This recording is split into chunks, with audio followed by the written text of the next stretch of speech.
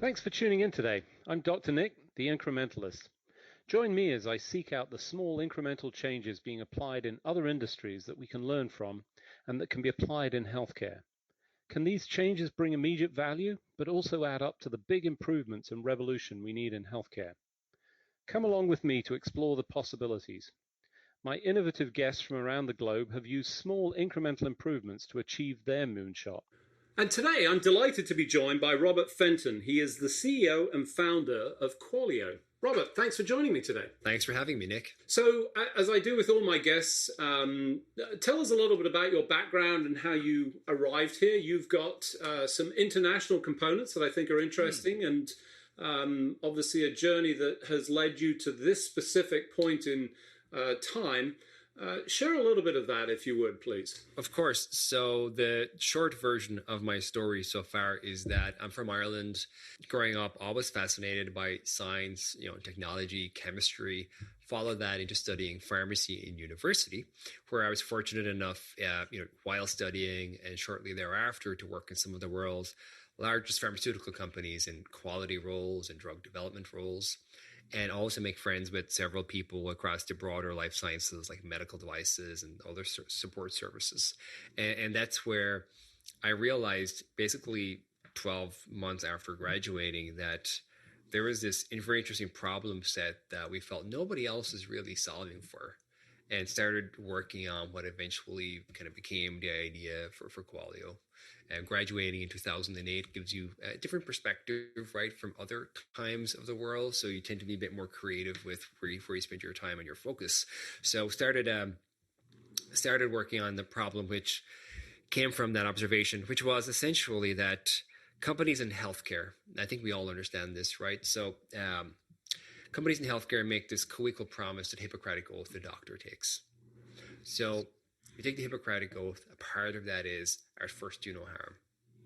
In order for you as a doctor, as a medical professional, to make good on that promise, you might use a stethoscope, or you might give somebody a drug, or you might do one of a million different therapeutic diagnostic devices to support you. They need to be safe, to be effective, and to work consistently. That is essentially this promise of quality. And what I noticed was that it was archaic how these companies were able to deliver on that. And the way I viewed the problem was that it's incredible that, as far as I'm concerned, the greatest challenge facing teams trying to get life-saving products out into the world is this false binary choice between product quality and business velocity. And that was like the insight back a decade ago now that we started pulling on, that kind of led to Qualio. And of course, after launching and bootstrapping for a couple of years, realized most of our customers were here in the United States, so decided to take the leap from Ireland to California, living here now in the Bay Area since, and have built a company up from there. So that's a short version of the background. I was going to say a big change from Ireland to the Bay Area, but actually I'm not so sure. I think, it's quite an international area, I'm sure. And you found customers there. So not so much. And obviously that was part of the reason for the move. For the benefit of people listening, tell them what Qualio is and what it does. Yeah.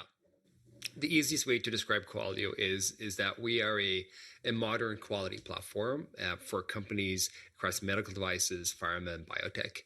What we do is we help you bring safe products to market quickly and then scale successfully. We do that by simplifying FDA and ISR regulatory compliance. And we also give you, for the first time, a single source of truth that connects all the teams and processes and data that impact ultimate product quality, be it product issues, customer issues, suppliers, and connecting all your product development together so you can prove that or know yourself that this device has been tested to meet that really important requirement. It's incredibly complicated, and complexity does not equal success. And we found a way to build it in a way that's simple, accessible, and again solves for that problem that we see in the world, which is quality and velocity being seen as opposing forces. And in this new world we're in, that's just not okay. We're in a world right now where, and, before we started the recording, we were just talking that, we have customers who are one person in their garage, all the way to public companies, to a household name in the vaccine R&D business. And what's amazing is that the new companies being born in this space are faster moving, they're smaller, they're nimbler, and for them, velocity is like oxygen. So for this revolution that's happening in healthcare to be successful, we need to be able to help them move, at a very high speed to build, iterate, and launch their products while still giving them the ability to meet quality standards that exist for really good reasons. So I think for most people listening, and this is even true for myself, as I sort of look at the environment for development of medical devices, pharma, and so forth, a lot of that's a mystery. I think there's been an awful lot of people suddenly become more aware as a result of the pandemic and, more focus on trials. And, I've certainly got an awareness, but when it comes to the regulatory piece, you've really got to be deeply invested in it. Before you came along, and not you individually, but you, Qualio, and, a different way of looking at it, how did this happen? What was the process, and why was it so difficult?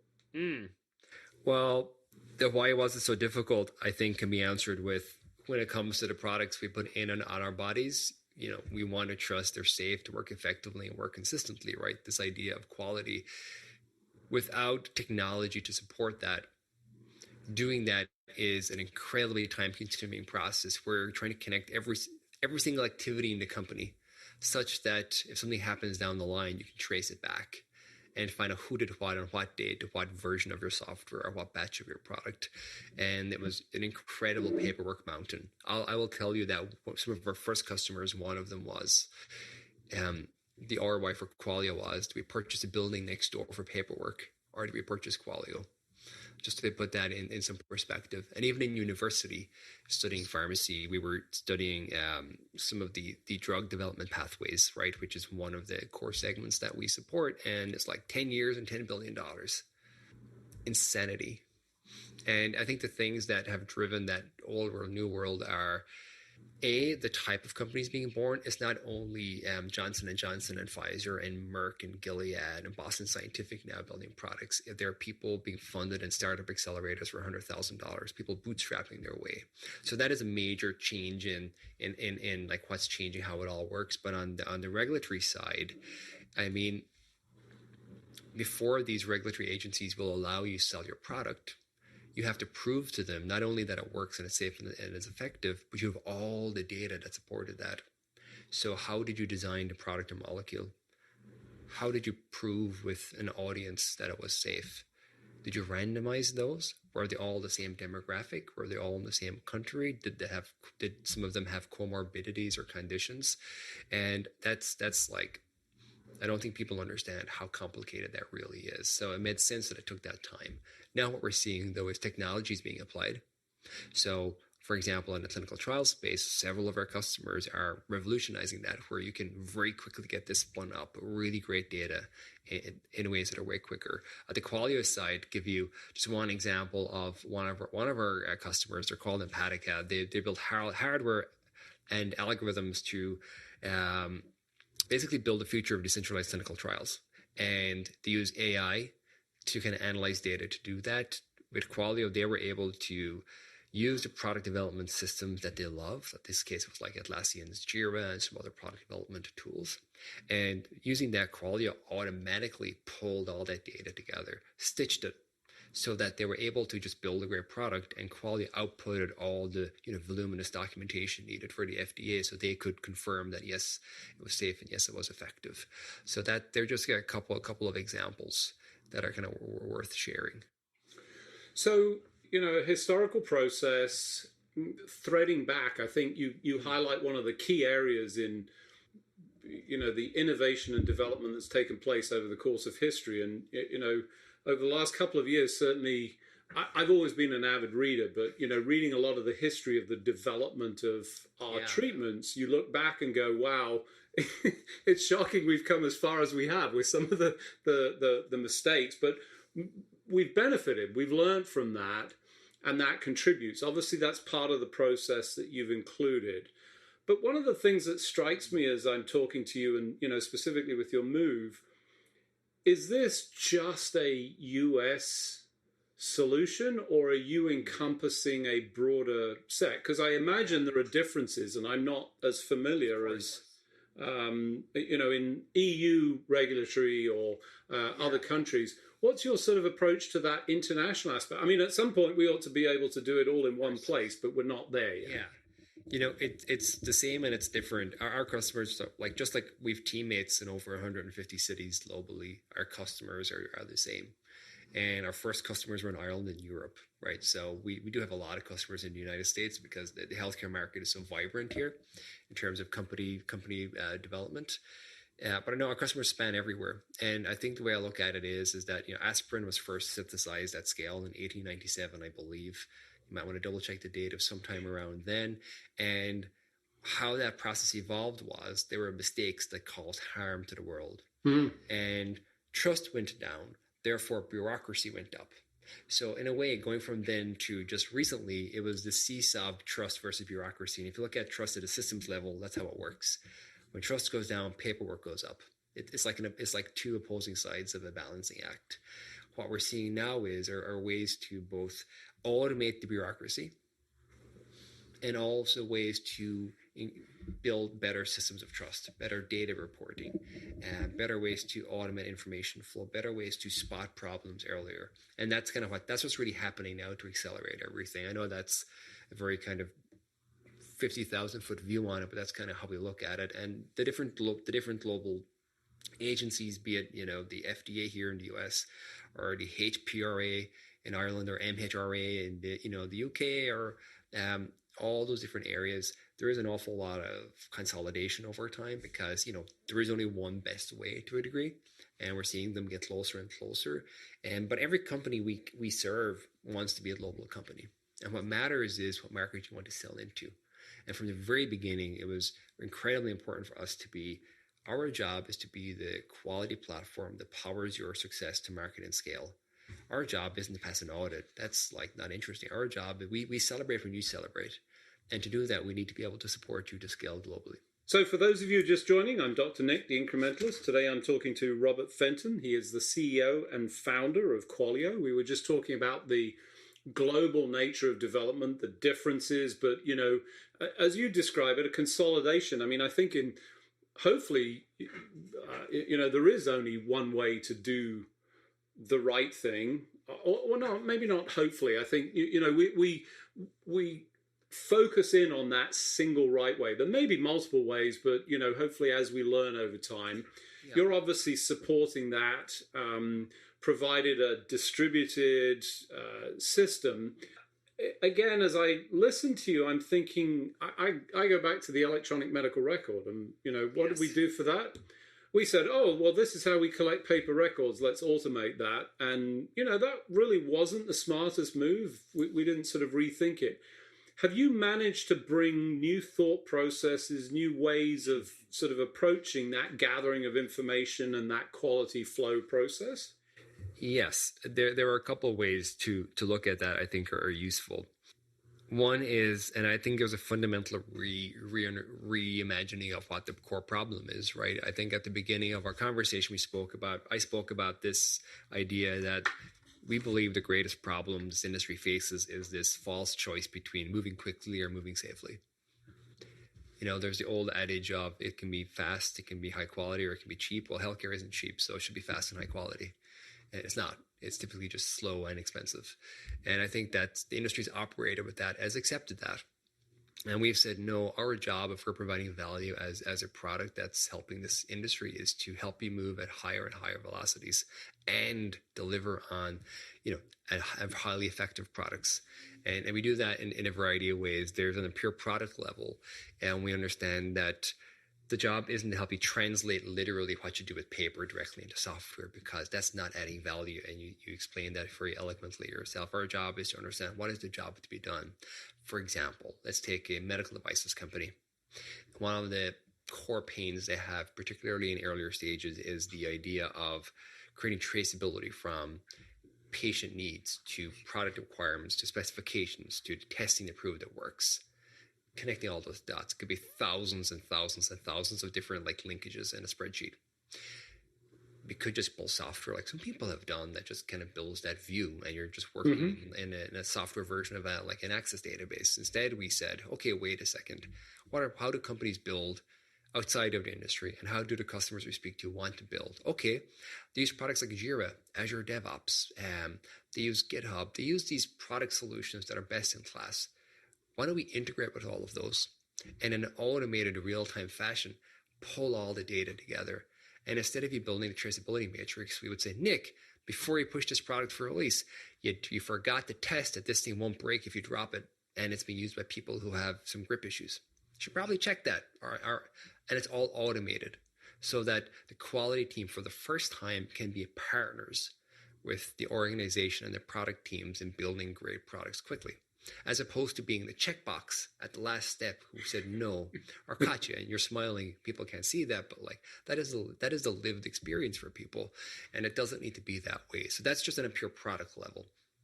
Then there's this idea of the ecosystem, and I talk about this to everybody all day long, every day, which is in the modern world, we no longer live in an age where Pfizer does everything A to Z. We see that with the vaccine. Pfizer, BioNTech vaccine. I mean, BioNTech did the hard work. The entire world today is this tightly connected ecosystem. And when you speak to some of the leaders at these large multinational companies and founders of early stage 3 to 5 person startups, they will tell you that so much of what to do depends on their critical supplier partners. So much of the data flows from them. And that's why we built our product to serve the entire supply chain. So we work with devices companies, and we work with pharmaceutical biotech companies. We also support the regulated network they depend on, from design, development, laboratories, testing, manufacturing, distribution, packaging. And that allows us to be like a part of the ether, or part of the scaffolding for this ecosystem, which makes it easier to collaborate across companies. So that's another thing that, again, helps move this industry forward. The last thing I'll share is that, we deliberately decided to focus, when we first started building the company, on we felt were the most innovative companies in the world in this space, because they would push us to think differently around the product offerings. So we looked at the companies that were not the top 20 pharmaceutical and medical device companies. We looked for the companies that people didn't know about yet, but who were doing incredible things, and they pushed us really hard. And now we've had several of them IPO in the last year, and it's amazing now to growing with those companies and having them educate us around what really matters for like the best in breed in the new world has helped us kind of build a viewpoint. Most of what I've said to you leading in this conversation so far is from working with these new companies. Right. And I think that's given us that edge, and also has given us this ability to hopefully, really see where the puck is going, so to speak, and go there with the market. So it brings up an interesting point, and to me, this is one of those incremental insights. As you look back, it sounds like identifying not the leaders in the space who are maybe sitting on their laurels and saying, yeah, life's good, we're okay, but finding those that are sitting under the radar, hungry for business, who are truly making a difference and changing the way. That was what allowed you to really sort of innovate. Is that a fair assessment? Well, it is the key, and I think so many. It's the innovator's dilemma, the crossing the chasm. If you read that book by Jeffrey Moore, and that you'll learn about that it's, you want to make sure that you're anchoring yourself to the right patient population, like the right product customer segment population. So you talked a little bit about, this quality as an afterthought. Reminds me a lot of security. That's always an afterthought built onto. There are a lot of similarities. Yeah. And this is sort of building it in. It sounds like the on-ramp for this is exactly the same as, literally people in their garage. I've seen this at DEF CON at the, hacking health section, where people are building their own bio reactors, creating concepts. This is something that anybody can jump into at any point in time and include it as part of their process. 100%. So we work with companies from the first steps of product development through, like I said, to IPO, right, and beyond. And because that's really important. We are a core piece of infrastructure who's there to help you win. And if you're going to outgrow us or need to move off, we're not really adding value for you. And it's also, for me personally, is valuable to be able to watch companies go on that journey. And I think your examples there are fascinating, right? Maybe not if we're in the hackathon weekend, go crazy. But the moment you start trying to think, well, there's something here, we got to make sure this works, and we have to figure out how to build this such that it can be accepted by the world and will be safe. That is when Qualio comes in. Interesting. Or that's when quality becomes important. Let's talk right. about the area rather than what we do. I think that's when quality becomes important, and starting to think about that. Yeah. So, go back far enough. You've sort of been on this journey for a long time.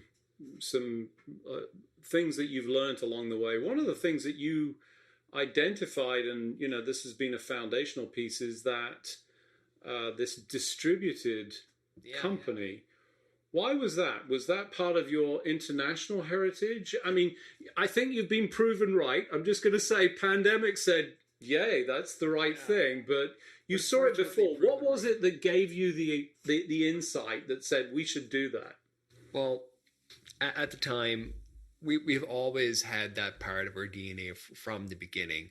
I always felt right to me in some ways, just to start working that way. Then it was in early 2019, we had a few of us going into a small tiny office in San Francisco, a tiny office in Dublin, a tiny office in Wrocław in Poland. And we thought to ourselves, hey, why are we getting the worst of both worlds? What if no one went into these tiny offices for a month? How would it be? We ran it for a month, and everybody was like, no one would have gone back if I wanted them to. So we just leaned right in. And part of that comes from this. I have this core belief that as somebody who didn't grow up in a large urban metro, I grew up in a small town. And so many people feel they have to leave their communities, leave their families to have a career that's challenging and interesting. And I feel that's again, a false choice, right? The world doesn't need to be that way. We can do something else. And there's a better way to unlock people and unleash people. And now I get to work with people in over 150 cities around the world, powering Qualio. And that's exciting for me to know what's going on and be part of that and help encourage it, right? So there's something deeply meaningful. And it also gives us an edge purely because we get to be local everywhere to our customers easily. Right. So as you think about the future, what are you excited about? And as you look back, what would you say maybe you would have done differently or you think was really helpful in that sort of journey? Looking forward, the thing that stands out most is that we are very clearly at the very beginning of something that's like a runaway train, like reimagining of the healthcare this decade. And it's exciting for me as a participant and as a person at the consumer end of this and as an observer to watch this. It's incredible that this is finally happening here again. Since over 100 years ago, this kind of kicked off, and only now is it really taking off. So it's a great time to be in this industry to watch this. Looking backwards, I got asked this from time to time. My answer is I think we would have taken some bigger bets sooner. Because we had taken a very contrarian view on the world when we started this. And there wasn't a lot of independent data to support this. And we had to prove it step by step. We did it prudently. We did it step by step. But I think knowing, with the benefit of hindsight, of course, you can go all in right away. So, I don't think I would do it differently if I was back, because I'd probably still do it the same way. But if I could send a letter back to myself, I say go for it faster. Interesting. So I think, potentially as we sort of move to this N of one, this sort of customized precision medicine, we're going to see more of this earlier, applied in sort of more generic terms. Exciting times for that innovation. And your comment about bigger, better reminds me a lot of phrase that I heard repeatedly in sales, go big or go home. Sometimes that's not always the way, but Yes. clearly a learning opportunity as you look back. Unfortunately, as usual, we've run out of time, so it just remains for me to thank you for joining me on the show. It's been a great pleasure. Robert, thanks for joining me. Thank you. Thanks for joining me today.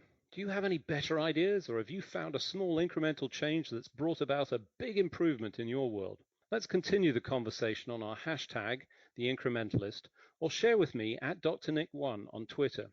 You can find more information about the show on our program page at healthcarenowradio.com. And tune in next time to hear my discussions with leaders and innovators from around the globe who've revolutionized their space by using small incremental improvements to achieve their moonshot. I'm Dr. Nick, the Incrementalist, and I'm starting a revolution through evolution.